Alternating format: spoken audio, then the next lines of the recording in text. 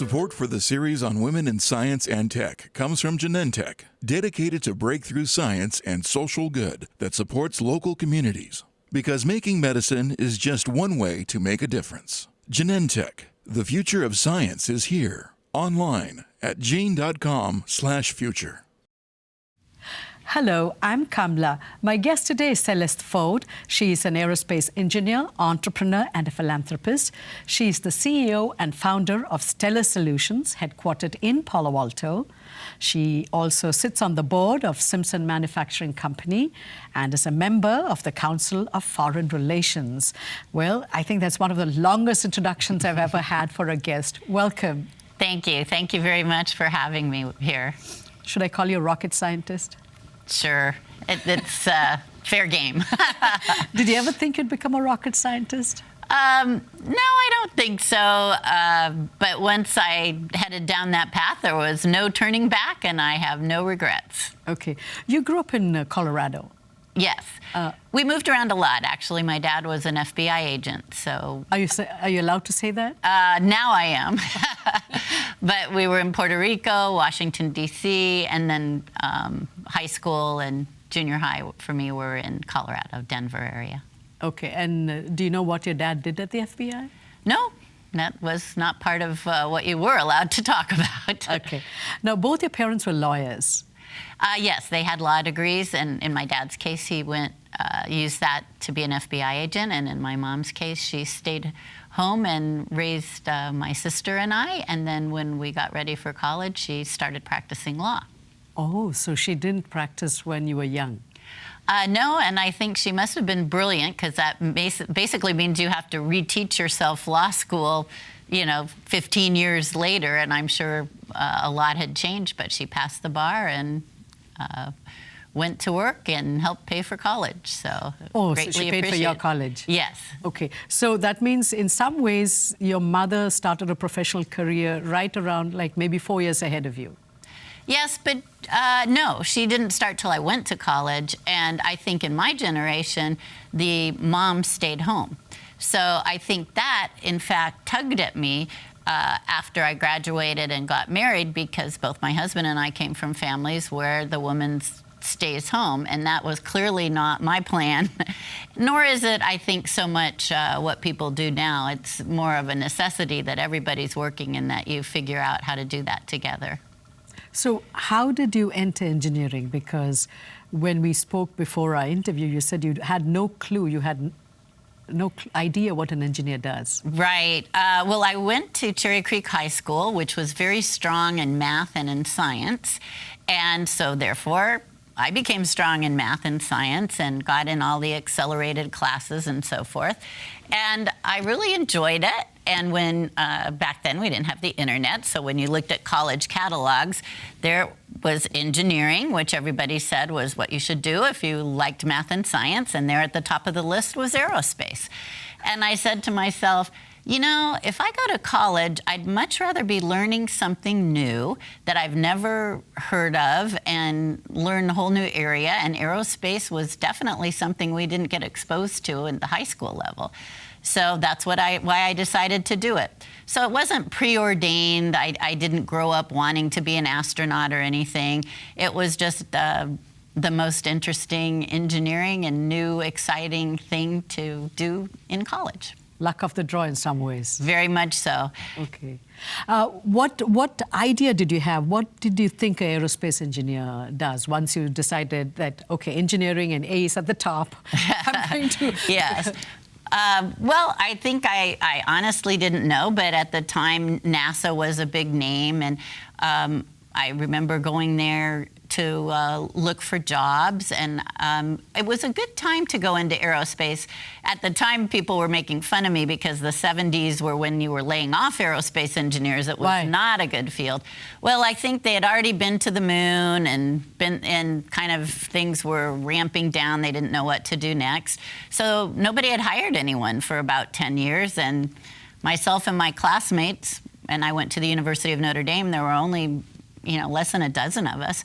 And we were wined and dined coast to coast in job interviews because it had been a decade. They needed some new blood. So I really got to hear firsthand from a lot of different aerospace companies, everything from aircraft to space. And I chose a job in system engineering, and that made all the difference because it's a combination of business and engineering. So you look at the whole... Yes, you look at the whole picture, beginning to end. You integrate, you fill the cracks and make sure that nothing gets dropped between the satellite and the ground and the person who's using it. So I was blessed that was my first job. And from there, I started on an international and commercial communication satellite, and then went into the defense sector, and then eventually started my own company with the idea that each of these aerospace areas were silos and they didn't talk to each other. And by having a company, Stellar Solutions, I decided to call it, where you could cross the boundaries and bring the right negative information to the right people at the right time, would in fact be a very valuable skill in the world of system integration and system engineering. So that's what I set out to do.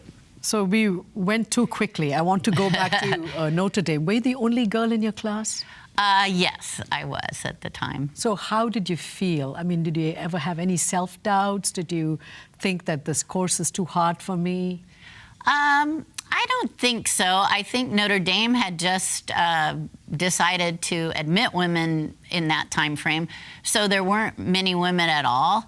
And in engineering, of course, there were much less, but we all knew each other. And there were in other fields of engineering women. But then I felt like that just is how it was, and it didn't strike me as odd or anything. And the material was the material, and you had to learn like everybody else. And so I don't think I really felt that, and maybe that's a credit to my teachers and my classmates. And then, of course, upon graduating, I learned that the actual world of engineers looked very similar to Notre Dame. So I got bonus training in college, not just for the technical part, but how the world looked. And, you know, there were many jobs where I would walk into a room and there weren't other women. But thankfully, that has changed, and I'm happy to say there's many more women, both in engineering and university, as well as in the field working. Not enough, but much more than then. So you had a very strong sense of self-esteem. I guess I worked very hard, and I am one to set goals and make goals and remove all the obstacles that get me from my goal.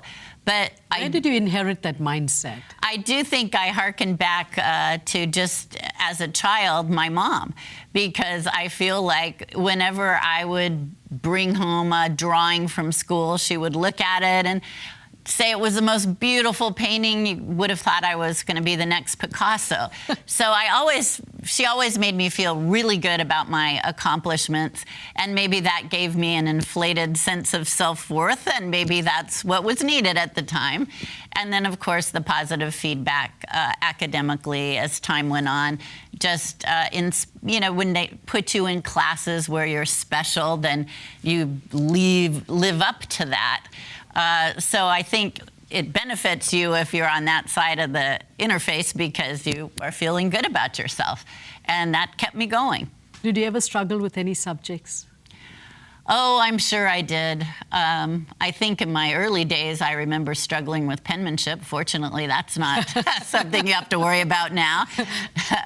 But not. And I do recall my only C was you had to take home ec, and I had to make a skirt, and it was very messy. I was not neat.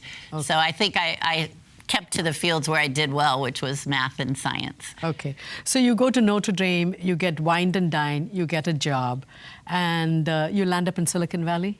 Yes. And again, that first job was a fun job because it was system engineering, and I got to be with hardware and see my subsystem get built in California and Germany, and then go to Florida and see a launch, and then go to Washington, D.C. and see how you fly it. So within 2 years, I basically saw the beginning to the end of a satellite program, which was invaluable because then I could use that knowledge on future programs, and I had that hands-on experience. I had a lot of friends, honestly, who went into engineering and the first job was not so fun, and they sat at a computer all day and had no idea what they were doing, how it fit into the big picture, and if you care about that, then it's not very fun. So I was very fortunate to have a great first job. So you worked for 17 years in 2 or 3 different companies. Yes. And then at the age of 39, you're a mother of 3 young kids. You decide to start a company. Why? Well, at that point, I had worked in every aerospace sector, and as I mentioned, when you say every aerospace sector, meaning, well, in the end, when I started Stellar Solutions, it was the 5 points of the star: commercial, civil, which is NASA, NOAA, defense, Air Force, Army, that sort of thing, and intelligence, the National Reconnaissance Office, people like that, and international. So there's aerospace going on in all those areas. I had now had a career that touched on programs in all of them. So the idea of starting a company where you could just choose the work for high impact, and what was really important to me, and it hasn't changed from day one, is the vision. And that vision is to satisfy our customer critical needs while realizing our dream jobs. In other words, I didn't want to work on pedestrian work. I wanted it to be really important stuff. And I wanted myself and everyone to wake up in the morning and say, wow, this is my dream job, and it's something really important. And if you keep those two things in alignment, you can't help but succeed. It's just a great recipe. And you could ask right now any of the people at Stellar Solutions, what's the vision? And they'd all tell you, satisfy the customer critical needs, not their 10th to most important thing, and align that with dream jobs. How did you come to this distilled thinking? Did you have a business plan when you started your company? No, I didn't, actually. I just had in my gut that this is what I wanted to do, and I'd been doing it all my life. So I felt that I knew what was important. I knew how to differentiate the high-impact work, launching and new programs and new technologies, from the work where you could get paid the same thing for writing documents that no one would ever read. And there are plenty of people who want that revenue, and I was not one of them. I didn't care. I didn't want to be the next biggest company in America. I just wanted an elite cadre of superstars, stellar people working for stellar customers, and to have what we eventually call our strategic planning process, which is everybody being involved with picking what work is important, what customers are important, how to have high impact, and how to align that with dream jobs. Where did you learn and come to appreciate this collaborative way of working? Because you need to bring everybody in the team together, and you all need to look at the same vision to be able to execute. I think that came with the system engineering. And honestly, in reference to your prior question and this, becoming a mom is also part of that. It's not all about you anymore. You have to make trade-offs and think of other people sometimes before yourself, a lot of times before yourself. And I think also when you're going to work every day and you don't feel that what you're doing is important, or you don't like what you do, you question that a lot more being a woman, or at least I did, coming from a background where women weren't supposed to work. If I was going to go to work, let it be for something critical and important. So I think all of that played together. So becoming a parent and moving in my career helped gel this vision and how the company was focused from the beginning.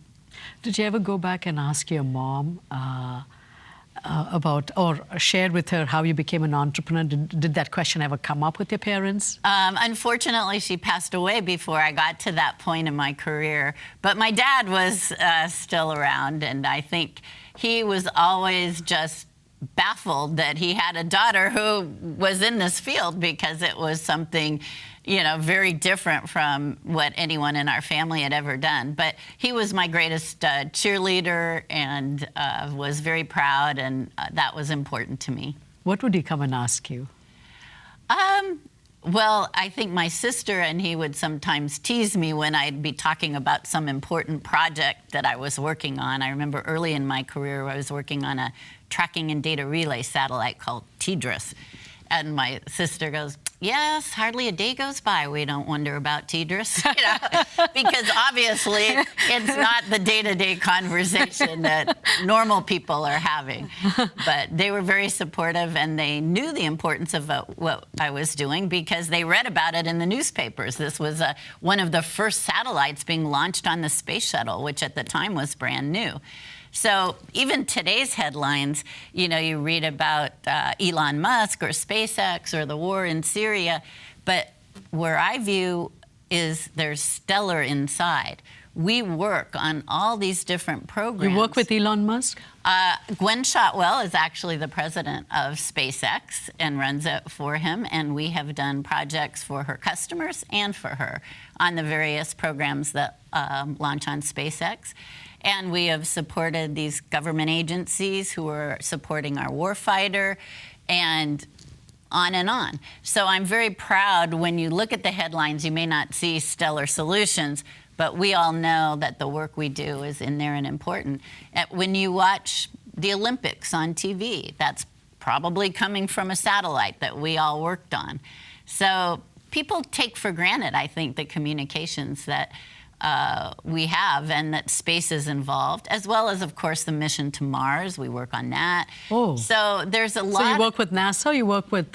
We work with NASA, and they in turn work with a wide variety of companies, SpaceX, Lockheed, and, I guess there'll probably be more before. The Amazon... Yes. folk, okay.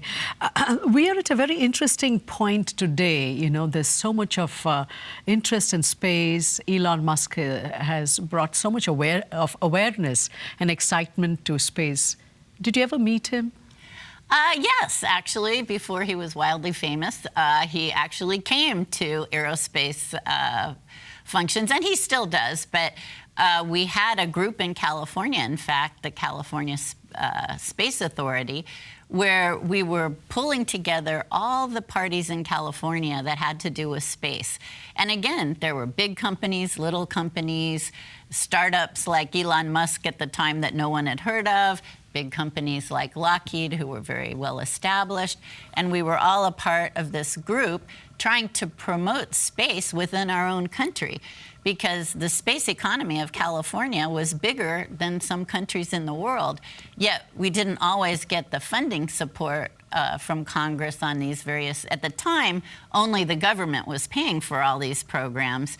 Now, as you mentioned, there's the private sector as well as the government sector, what's referred to as new space and legacy space. Oh, but okay. To me, that's great. It gets more energy into space and more importance of space. And now space is very important to the military, and there's concern about space protection. And, we've really become a lot more dependent on space over the past decade since I began my career. So you said you had met Elon Musk before he became famous. So what was that meeting about? We were all part of the California Space Authority at the time. And did he come and pitch you all? Yes, he was at all our meetings and spoke at conferences. And he was at the time gathering money to build his And what would his pitch rocket. be?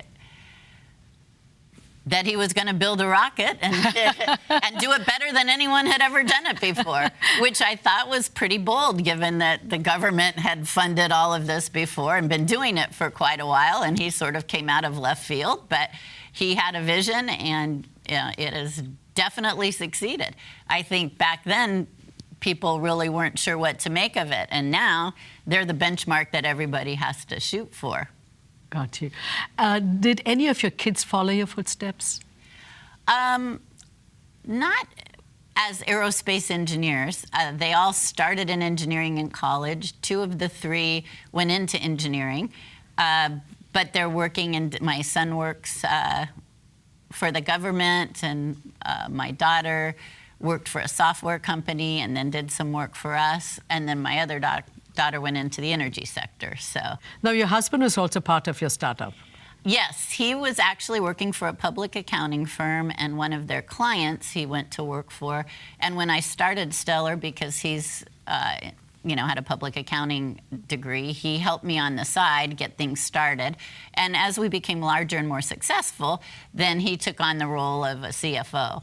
And that was a big decision for us, putting all our eggs in one basket, working together and being married. But it's all worked out over the years, 23 years now of Stellar Solutions. But really, it's because every business is two businesses. There's the business of the business you're in, which is engineering and where I focus. And then there's the business of being in business, accounting, law, 401ks, all those sort of things. And that's his expertise. So I think we both do different things, and that probably helps a lot.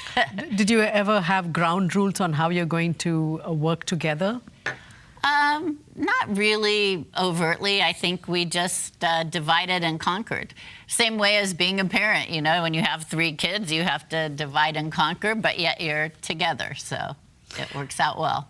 So you're one of the probably rare women CEOs who's on a board. I think you're in more than one board, right? Right. So one is Simpson Manufacturing, which is a Bay Area-based manufacturing company. Right. And they're a public company, which is a different kind of board than private VC-backed boards, which I've done as well. And then I'm also on the board of trustees of the University of Notre Dame and the board of American Conservatory Theater. So Acting. Those are, more nonprofit. So 2 questions. One is, what is it that you bring to the board? What is it that you bring to the table when you're a board member? And the second question is related to acting. So let's just do the board one. Well, the board one, I feel what I bring is, after 23 years at Stellar Solutions, we've started to get a lot of positive recognition. We've been a Great Places to Work company, awarded the last 5 years by Fortune magazine.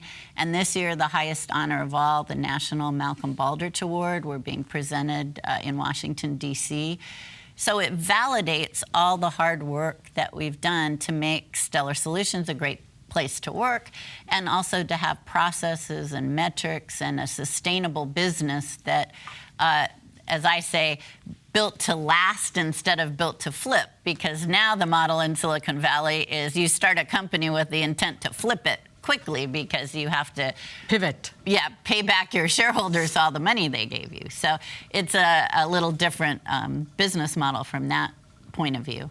Okay. And then the acting, as we talked before, in college, I was an engineer by day, actress by night. And I feel at this point in my career, I'm drawing equally from both the backgrounds, because I have a lot of speaking engagements, and you have to project and enunciate. And those are things you learned in the theater training, not in engineering training necessarily.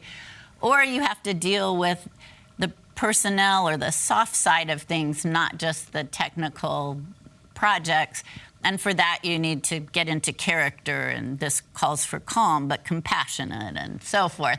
So those are things, again, learned from the theater. So I do think as you proceed in an engineering career and you get into the business side, you're actually very much using both sides of your brain. And to that end, I'm happy I had that training, and of course have stayed involved with that as part of my non-engineering life. Do you still act? Do you act? No, I did some community theater, pre-kids, but I think the demands and travel of the job make that hard, because when you're in a play, you have to be in town for all the rehearsals and all the plays. So, if you had one piece of advice for someone just starting out, what would it be, especially if it's a woman and she's an engineer? Well, easy for me to say, being a rocket scientist, but I would say reach for the stars. I really, really say that is what you have to think, is don't limit yourself. Think about what you want to do and go beyond that. I think it was Wayne Gretzky that said, I don't skate to where the puck is, I skate to where it's going to be. That's the same kind of thing. Reaching for the stars. The sky's the limit, not the limit anymore. And that everyone can do what they set their mind to if they put it in little bite-sized chunks and remove the obstacles, begin with the end in mind. You can get there and don't hold yourself back. Reach for the stars. Sports. Are you very interested in sports? Yes, yes, that's my other big avocation, maybe the Notre Dame background, a lot of sports going on there. And then I went to Stanford after Notre Dame, and they excel in all different sports. I did not do sports in college, but all three of our children did. So we became immersed as coaches when they were children, and then as fans when they were in college and all their various sports. So now tennis and hiking and things like that are what I do to unwind.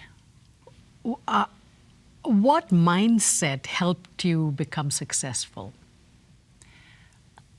I think the mindset that anything is possible, and if you set your mind to it, you can get it done.